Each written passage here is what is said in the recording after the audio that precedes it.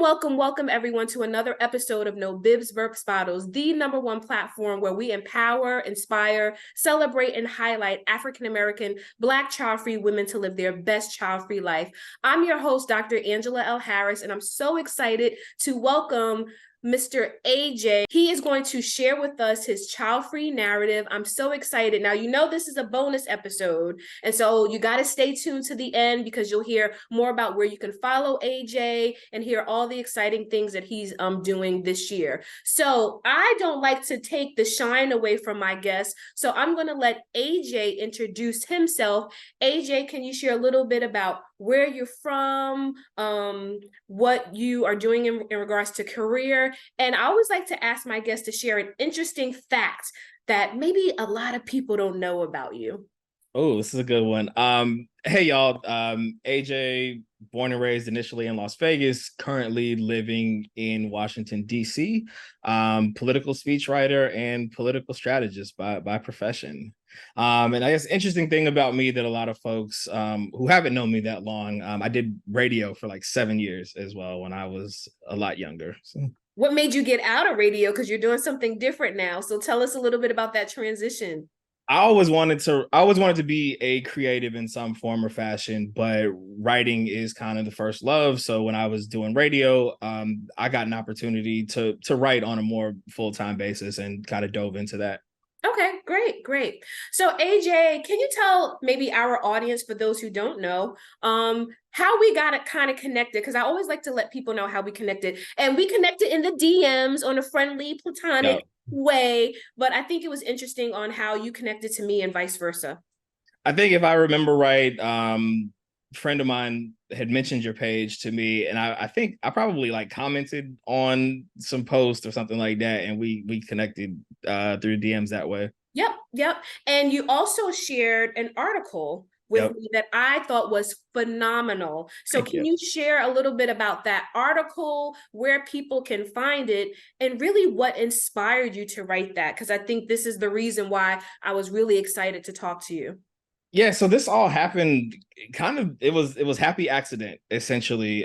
So back in either 2015 or 2016, I had sent out this random tweet because I had been going through kind of just trying to figure out my identity as a child-free person and whether or not I wanted kids or not. And there weren't a lot of Black folks essentially doing child-free anything 2015, 2016. So I had ended up sending out like this random tweet about wanting to write a piece about being child-free. And shout out to a friend of mine, Brittany Danielle, who is now at Anscape, saw that tweet, hit me up and was like, do you have a home for this? And I said no. And she's like, I'm an editor at Ebony and Jet. Like, are you interested in writing? So I said yes, had no idea what I was going to write about, just accepted. Wrote the piece talking about my journey up to that point, and it kind of went from there. So it forced me, out of the proverbial closet, to say the least, and forced me to own kind of that identity. And it sounded like it happened so seamlessly. Like, was it that easy? Did it happen like exactly like that? In terms of my journey or the article? Well, the article, because I think there are a lot of people who are talking about being child-free today, and they want their voice and those narratives to be out there, and they're looking for mainstream media to pick up those stories. So was there any challenges with getting connected and getting the article published, or was it just that easy, like you said so? It honestly was just that easy. She and I had been acquainted with each other for some years in both personal and professional capacities. So it was just a matter of me saying yes, writing and submitting, and it went from there. So when you wrote that article about just your child-free journey and being a child-free male, were you hesitant? Were you concerned about what the reaction would be from others that would read it, from other Black men of color, your family? Any thoughts about that?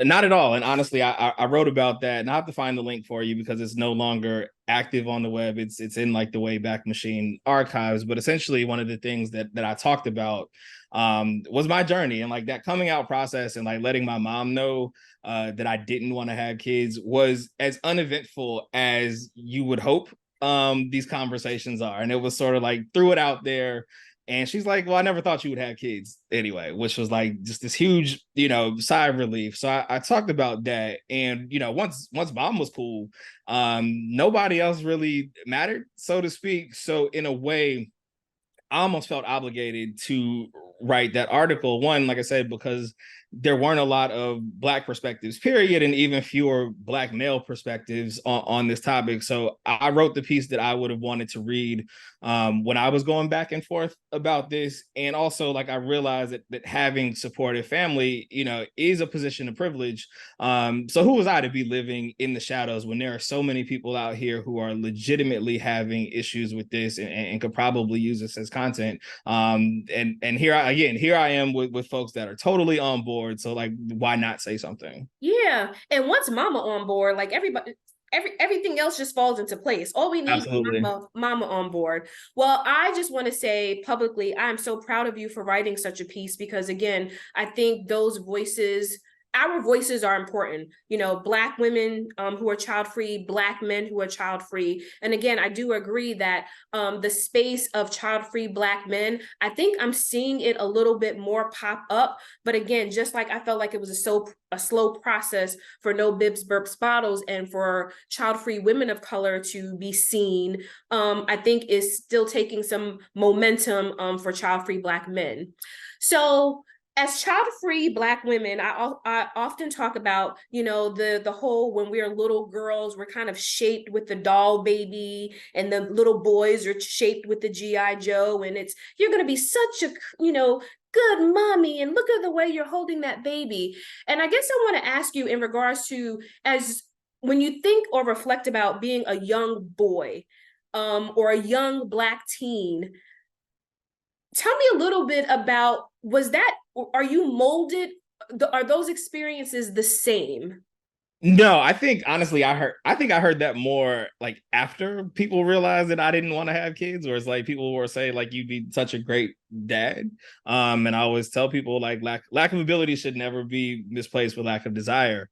However, I think as a kid, it was just the idea that you would get married and have kids, or have kids outside, was sort of something that you saw a lot of. So it just felt like something that you did in the life cycle. And for me, being a junior, like my entire identity is tied to somebody else, so to speak. So it's never like an explicit conversation. It always was just kind of there.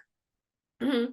Tell me a little bit more about the rest of your family. And I know the article because you did send it to me, and hopefully you can find it and I can put it in the show notes for everyone else to read. Absolutely. Powerful piece. But when you think about your family and manhood, right? So being a junior, carrying on the legacy, and now you're dropping what for some people could be the bomb of, you're not doing that. Tell me how your overall family, outside of mom, because mom was on board, yay mom, but as far as siblings or extended family, grandparents. Um, Siblings already have kids. Grandparents unfortunately all deceased. But honestly, I didn't solicit anybody else's opinion. I put it up on social and kind of let that be what it was, and let folks talk amongst themselves. Mm-hmm, mm-hmm. And I think sometimes that's the best way. Drop the mic, pull back, and let people dissect it for what it needs to be.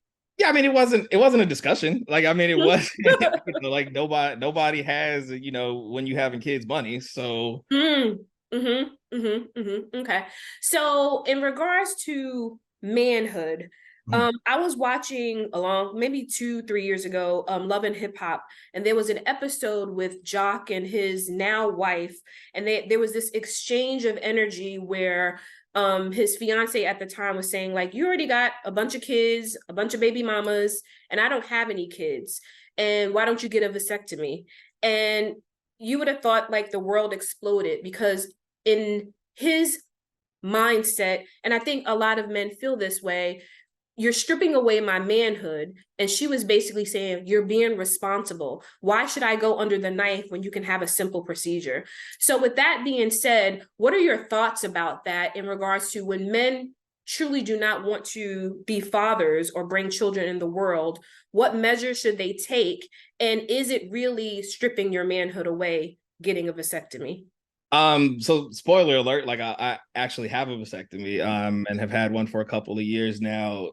So I think one, like, children are not vanity projects, or legacy building projects. I think that's up to, the man or the couple involved in terms of how they want to be remembered in this world. But secondly, obviously, having had a vasectomy, it doesn't really strip away your manhood. Half the time I forget about it. And to be, like, completely candid, like, worry-free sex is pretty phenomenal.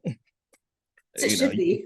As it should be. But, and I would imagine it's even more phenomenal when you can be honest with a partner and there's maybe no challenges or oopsie moments, and it also secures you. You can be comfortable knowing that you're not going to have multiple children in multiple states, right? You can enjoy the experience. But I'm curious to know, and this kind of leads us, AJ, into dating, right? And so for myself and other child-free sisters that I talk to, some are very candid and open about, hey, I don't want to date anyone with kids, or they have to be adult kids. So on the flip side of that, you being a child-free Black male and one who has a vasectomy, how do you navigate the dating, whether women with no kids, women with kids? Tell us a little bit about those experiences. It was a lot more challenging before the vasectomy, right? And I think that a lot of the sisters can identify with that as well, because if you're not, if you still physically can have a child, you will run into more, childless folks, or folks that already have kids, and there are child-free people, who may not necessarily respect that decision, or feel like they can talk you out of that decision. And I know that the dangers are far greater for sisters than it is, for me, in terms of folks being stealth, or, accident, or breakages, and things like that. So people always kind of felt like, or a lot of women that I would date wanted to make it somewhat of a conversational piece, and, my bad for entertaining that conversation. As having had a vasectomy, like, the kitchen proverbially is closed, so there's not much and nothing to discuss.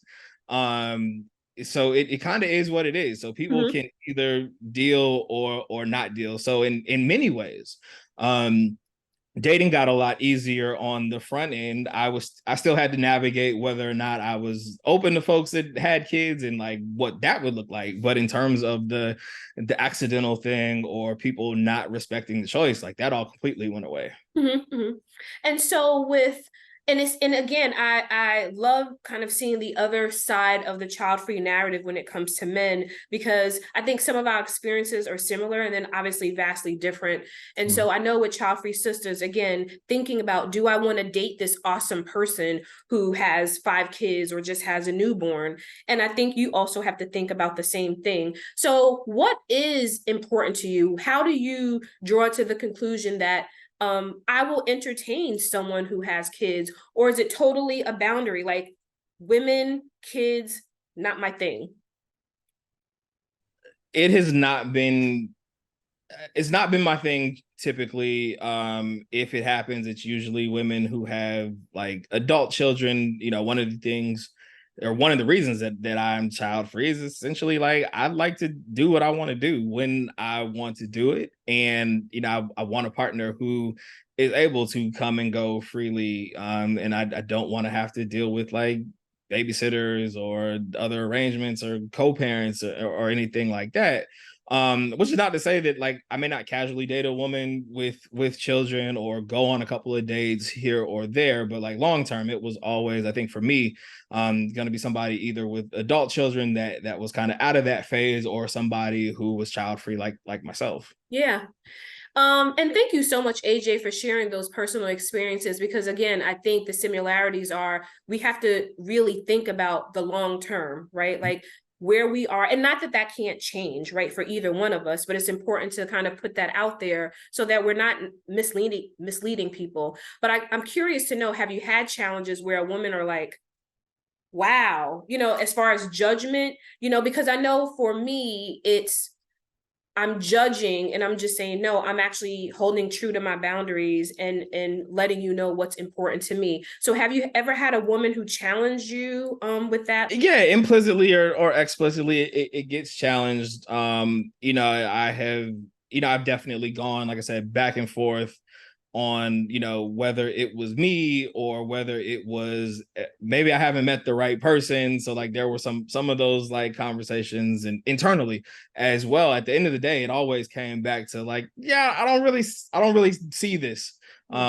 for myself. And I think there were two things that helped with that. One, I've already been married and divorced, so like that kind of milestone is off the table, so to speak, in terms of this being something that I just really feel like I have to do.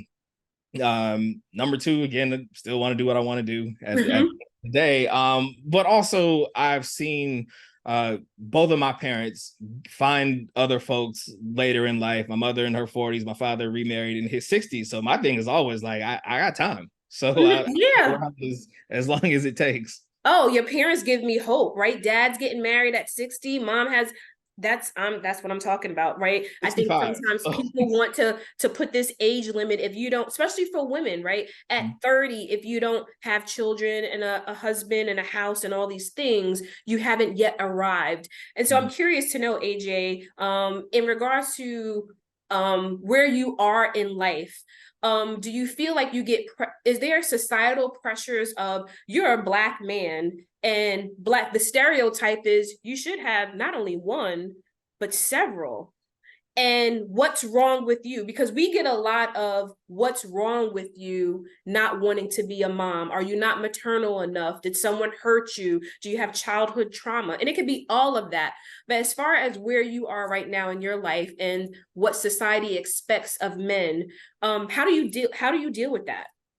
I think like I'm at an age now, almost being 40, where like peer pressure is not the role, it doesn't play the role that it used to. I think, and also leaving home as well, where a lot of folks that I grew up with either had kids or wanted kids. So I'm in a place now in DC where there are a lot more child-free sisters, quite frankly, and a handful more child-free males. And I think society might look at that as a red flag, but that is going to be six flags for somebody else. And a good person that is not always going to be your person, and that's okay too. That is so true. That is so true. You heard it first here, right? You heard it first here. So tell me about your friend group. So we talked a little bit about family. So I know in my friend group, I'm blessed to have friends who are child free and friends who have who have children.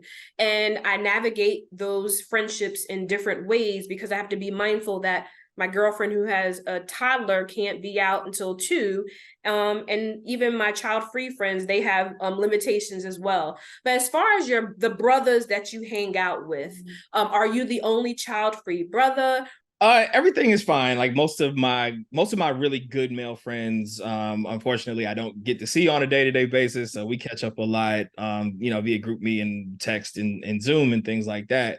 So there are a couple that are childless, and I think I may be the only one that is child free. But just in terms of hanging out and interest and things like that, they're all kind of nerds like I am. So like the stuff that we do, we go to brunch, we watch like events and stuff together and talk about wrestling and music and comic books and things like that. So these are all things that like kids could be at, or their children can be at. So they like there's no real separation, and a lot of events are family friendly and family and friend events when we get together. Got it. So kind of going back, maybe before you found this confidence to talk about your experience as a child-free male and even to write an article, can you pinpoint kind of what sealed the deal for you, right? Because I get that question often, like, at what age did you know, or what happened that convince you that you did not want to be a father? Always. Essentially I don't think there was ever a point where I was like super enthusiastic about having kids. And my mom reminded me when we had this conversation in 2013, it was like, you never really seemed to like kids or wanted to hold kids or anything like that, or be around. So it's always sort of been a constant, even when it wasn't verbally expressed. Hey, I'm stopping my own YouTube video and podcast episode to let you know about NoBibsBurpsBottles.com. That's right, stop and visit our website today. We have a bunch of awesome child-free pride merchandise made especially for you. Visit NoBibsBurpsBottles.com today. Peace.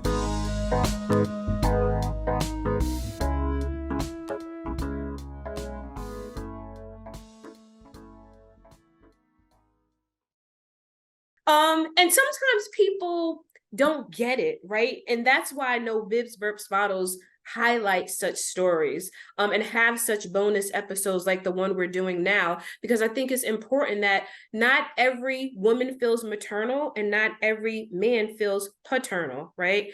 But you also got feedback that you would be a great dad. So what do you think people mean, or how do they draw to that conclusion when they share that with you? What are they picking up from you that brings them to believe you would be a great dad? I always look at it as a sign that people still think I'm a decent person. So I take it as kind of the compliment that it is intended to be. And hopefully that they see me as somebody that is empathetic and attentive and open-minded and caring, and like all the good things that you would want a parent to be for a child. Mm-hmm, mm-hmm. And say a little bit more, AJ, about just how what are the roles, what is the role of kids in your life? Because people would like to make the assumption that child-free people hate kids, and I always try to remind people, like, I'm a loving auntie, I'm a loving godmom, I give them money, I pray for them, and I also have worked with college students most of my life, and I would like to believe that I've left a footprint or imprint on them. So what role do children play in your life at this time? Not a lot right now since I am away from home and don't get to see like my nieces and nephews on the regular, but I am an uncle as well, and it's great to be able to play with them and spend time with them and then give them back to their parents at the end of the day. I've also worked in high schools. I've worked in colleges and universities before as well. So I've had interaction with kids. I prefer like older children to younger children, and used to always kind of make the joke, even when I wasn't solidly child free, that if I was to ever like have a kid in any real way, like I would adopt like a 17-year-old and just put them through school and skip all the other stuff. Yes, yes. Like, oh, wait, we don't have to do the diapers and the runny nose. Just like, yeah, got it. And they come with pictures already. Yeah, exactly, exactly. So, in regards to when people talk about, again, being child free, I think with the emergence of child-free individuals talking about their experiences and articles like yours and others, and spaces where people are really highlighting the child-free lifestyle, some are getting it and some still quite don't understand it. So how do you navigate conversations? Do you have these conversations often, or is it just like you're a child-free Black man and no one cares? So like, how do you navigate conversations, or take advantage of opportunities to talk about being child-free? I mean, at this point, it's really, I mean, it's not a lot of discussion. Right? Like I can't go back. Like the window for like the vasectomy reversal is like rapidly closing, and it's also really expensive as well. So most of the time, like I feel like it's not up to me to get people to understand. Like I think folks got to live their lives in the way that they so choose. I'm definitely around to answer folks' questions if they have like meaningful, non-judgmental, genuinely curious sorts of questions, or on the fence about whether or not they want to have kids. Like I'm always around for that. But people who are like deeply invested in misunderstanding the point, I don't have a whole lot of time for, because like we're just gonna keep butting heads, and nothing productive is gonna come. Yeah, yeah. So you don't engage, like me, you don't engage in the negativity. If there's a meaningful opportunity, you may engage, but other than that, it is what it is, right? I mean, I'm not above dunking on folks every now and then. If it's like an easy, toss up and I can slam it home, I might, I'm still a little petty every now and then. But for the most part, I'm just trying to protect my peace. Yeah. Oh, and that's important. But AJ, you bring up something that I have to go back to because I'm just curious, and hopefully the listeners are curious as well. So you mentioned in regards to your vasectomy, there's this window of opportunity, of this window that closes. Say more about that, because I thought it could be reversed at any time, but it sounds like that's not true. That is true. So, and like I definitely read up on this and had to like go through like some conversations with the doctors and things like that. So essentially, vasectomy reversal, one, is a lot more expensive, not covered by insurance. Vasectomies, as the doctor told me, are intended to be permanent fixes. However, there are people who have had vasectomies and had them reversed, a decade plus later, that have conceived. However, most of the literature will say the longer you've had your vasectomy, the chances of successful reversal go way down. Wow. Thanks for dropping that knowledge. That's interesting to know. I know I've talked to several child-free besties who have decided for themselves, like, yep, I'm going to make this permanent, and they've gone through sterilization, and they've talked about some of the challenges of finding a doctor. Then once finding a doctor is just like, oh, do you really want to do that? You might meet your husband, you might want to wait, and just these challenges. Did you experience that? Like, was your doctor like cool, or did your doctor kind of raise an eyebrow? So I didn't go through like a primary. I literally, this was during the pandemic. I went through this process in 2020. It was literally as simple as me calling the insurance company. They sent me a list of providers. I scrolled through, found somebody, read some reviews, contacted them. There were a couple of like, this is the things that you have to do. This is meant to be permanent, Yes. and things like that. But I didn't get, and I don't know if it's because I live in DC, and DC is a more progressive area, but certainly I guess if I was, maybe in the South or something like that, being single, not having any kids, and not being married, it's possible that I would have gotten some pushback, but I'm not sure. Yeah, yeah. It's always interesting to hear kind of the differences between the experiences of men seeking vasectomies. And I don't know a lot, but I've been grateful for the few that I know who've shared their story. And then the hardships that it seems like child-free women have to go through, and the hurdles that they have to jump through in order to make the same decision for it to be permanent, and to make the decision that's going to be the best one for their life. So thank you for sharing that. I want to return back to your mom. I know you mentioned that your mom took it with ease. At any time, even though your siblings had nieces and nephews, or you have nieces and nephews, do you believe that your mom mourned at any time, like, my son is not gonna, I know I already have grandkids? Was there, because I hear there's this mourning for parents, even though she already has grandkids. Do you think she mourned for that? I think I think possibly. So like full transparency, like I'm the only bio child. My siblings are through marriage, and not that that's any kind of distinction, but as the only bio child, I think there may have been a little bit of mourning on that front. But my mother consistently is somebody who is kind of, if you like it, I love it sort of person, and has lived her life in a way that she wants to, and extends that grace to other people. So I think it was only natural, even if there was some personal mourning, Mhm. to extend that to me, and extend that consistency to me as well. Got it. Got it. I know in some discussions, the stereotypes, the judgments of women who have 1, 2, 5, 6, 10 kids, the baby mama thing. And I always, with no bibs, burps, bottles, I always tell people my platform is not to tell you not to have kids. It's really just celebrating those who have made the choice, while also hoping that women who desire kids make decisions that are going to be in the best interest of those kids. How do you navigate, or have you been in conversations where brothers actually look up to you because maybe they're stressed out with the kids that they have, or the baby mamas that are stressing them out? Do you get any praise or accolades for people saying, wow, like, it's good that you took your time with this? There are a handful of people, brothers and sisters, that will occasionally, slide in the DMs and say something. Very, very rarely folks who already have kids, more moms, I think, that have kids than dads. And, folks who don't have kids will say that they're proud or that I've been, brave or whatnot. But not too many folks, not too many fathers anyway, have said too much. Mm-hmm.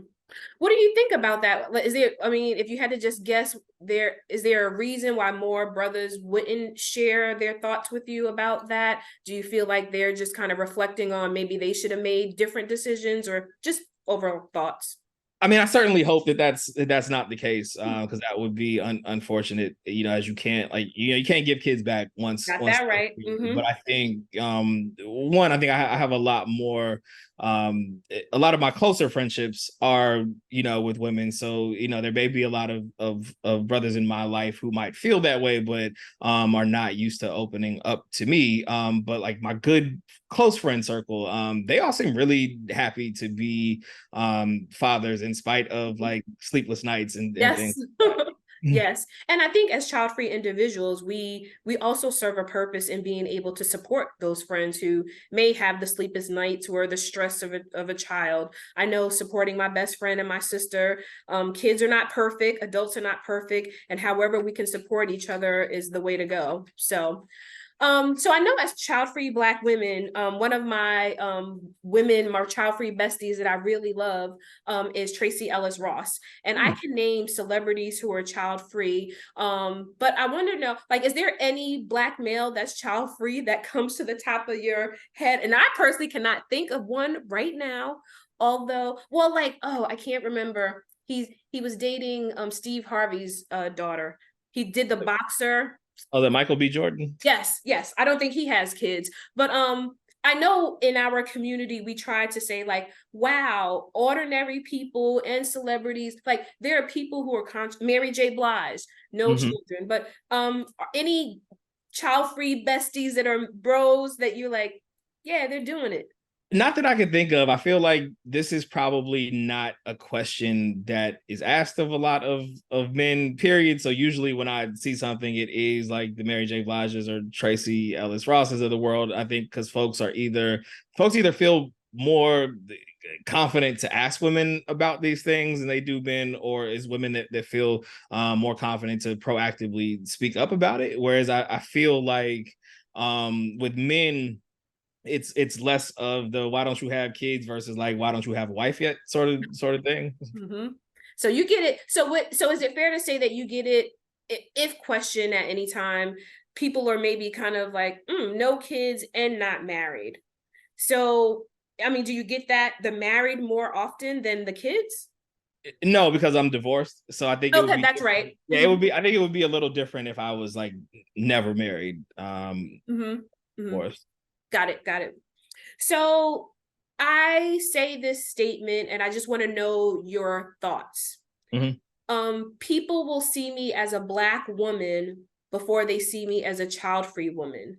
People will see you as a Black male before they see you as a Black child-free male.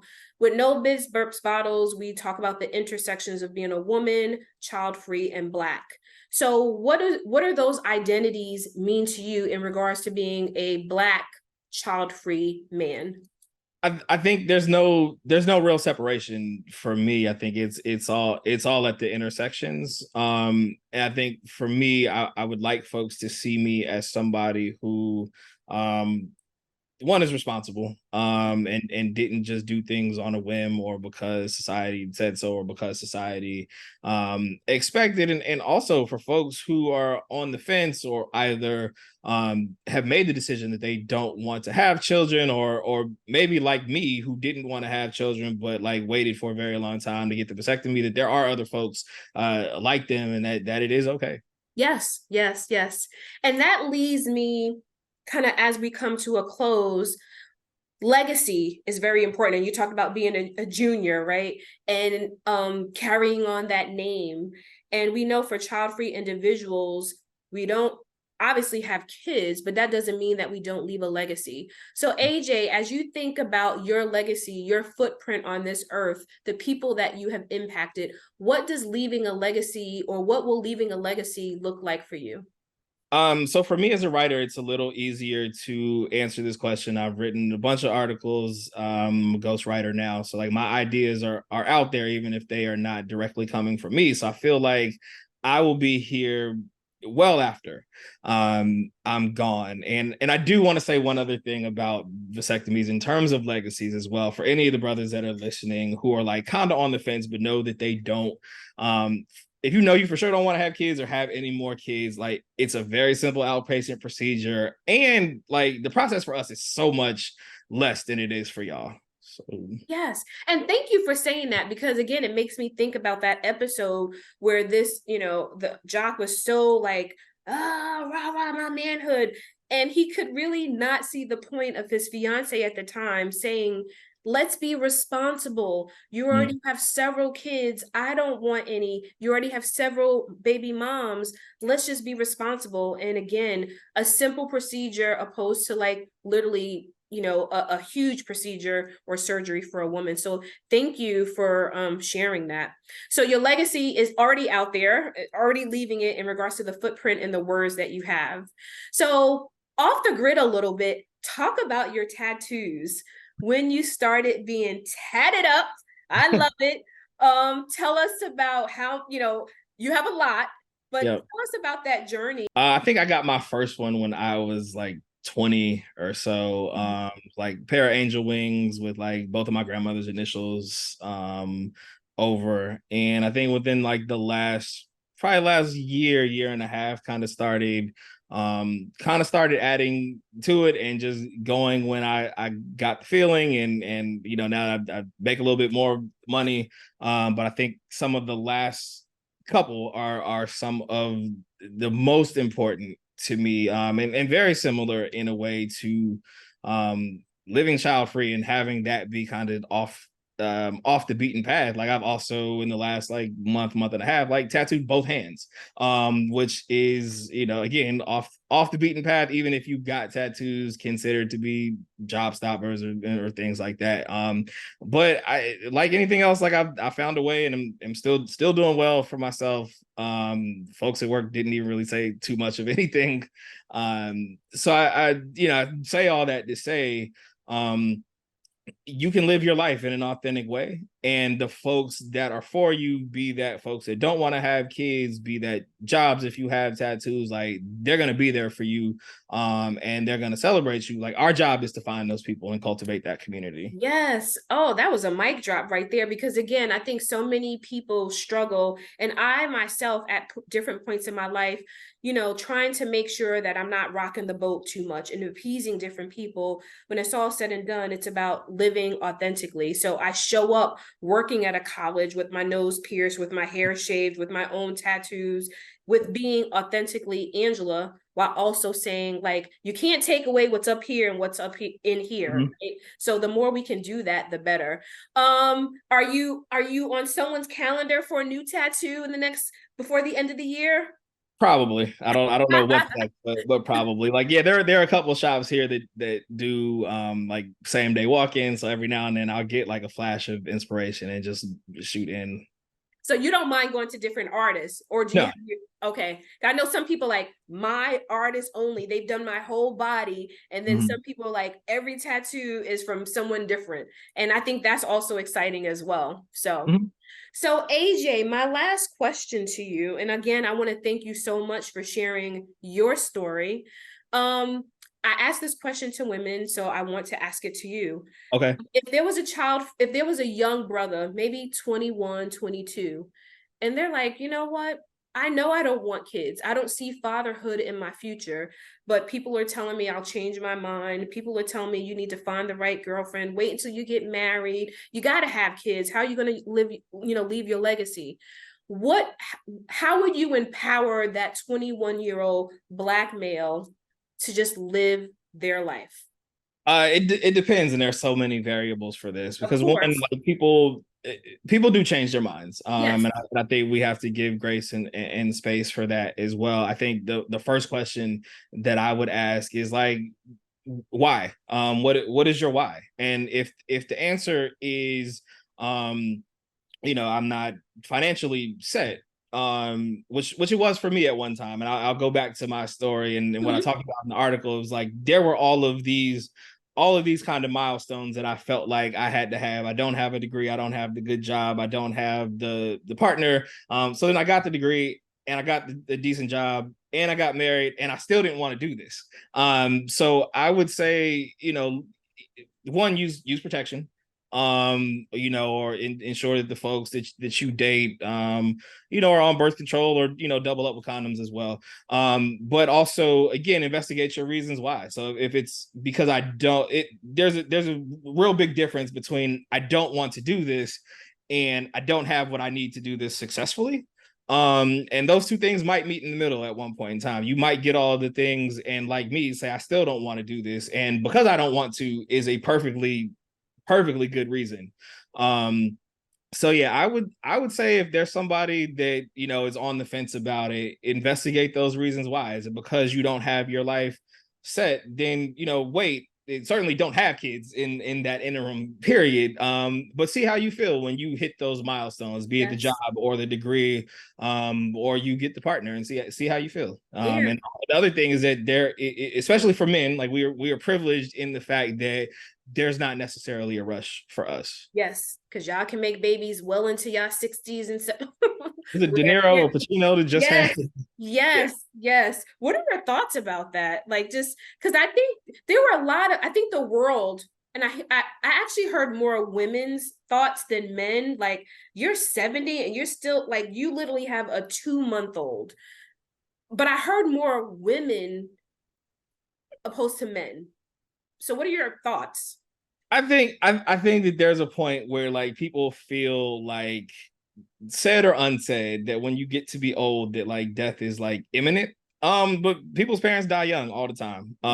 So like, I mean, that Pacino or De Niro, I can't remember which one it is. They might live to 90.